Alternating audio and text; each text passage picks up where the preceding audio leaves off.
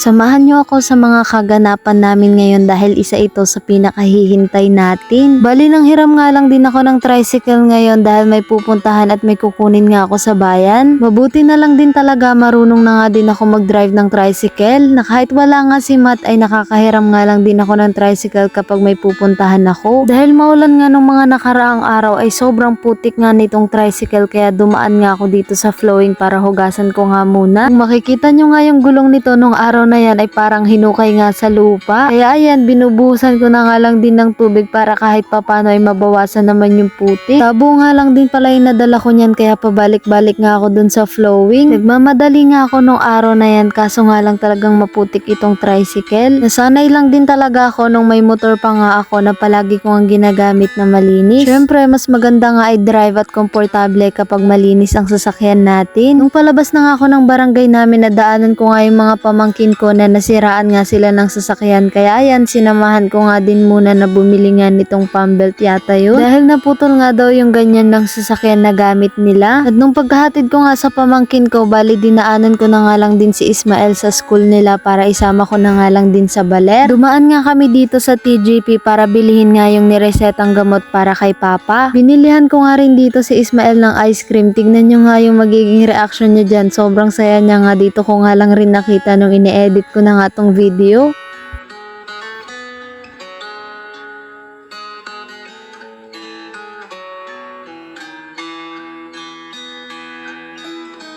Pauwi na nga din kami nung mga oras na yan at napadaan nga kami dito sa nagtitinda ng isda kaya bumili nga ako para may maulam kami na hapunan.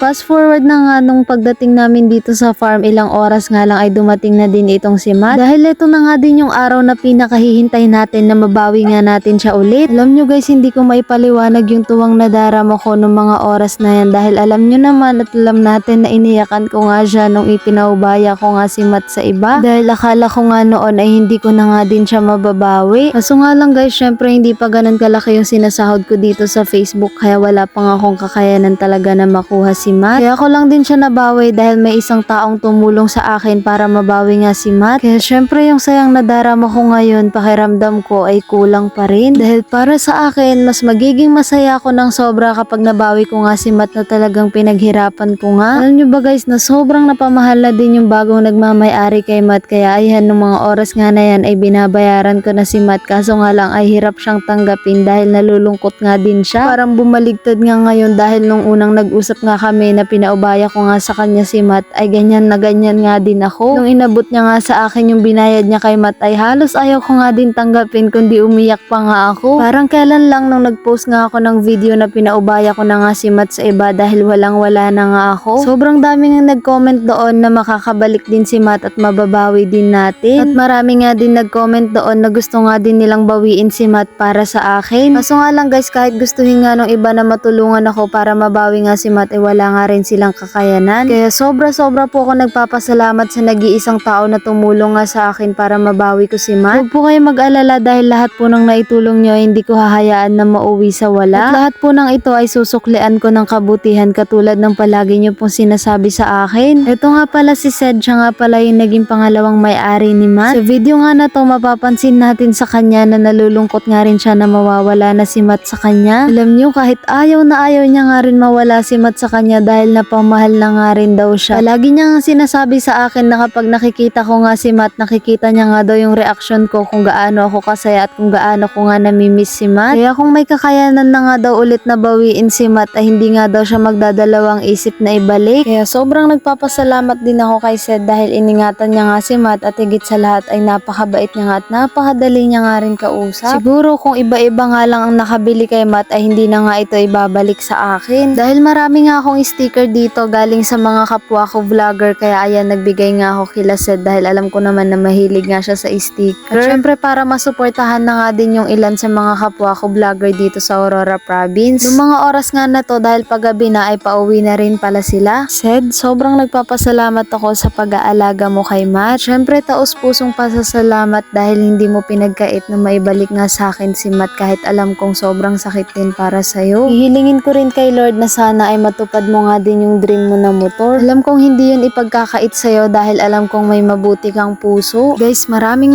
salamat sa lahat ng sumusuporta dito sa AnTV. Pagpatuloy nyo lang din ang mangarap ng mangarap. Kung may bagay man na mawala sa inyo ay huwag kayong mababahala dahil hanggat nagsusumikap kayo at naniniwala sa Diyos, lahat ng nawala sa inyo ay babalik din. Sabi nga nila kapag para sa inyo talaga ay babalik at mapapalitan din ng higit pa sa inaasahan nyo, kaya magtiwala lang kayo.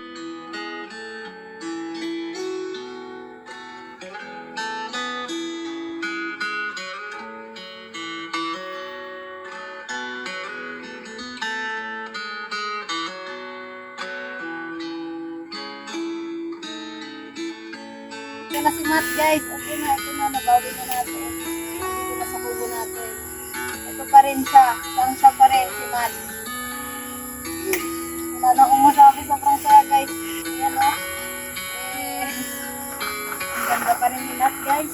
Paano ba yan guys? Hanggang dito na lang po muna ang video. Maraming salamat po sa lahat ng sumusuporta at nagmamahal dito sa AnTV. Laban lang din po sa buhay para sa pangarap.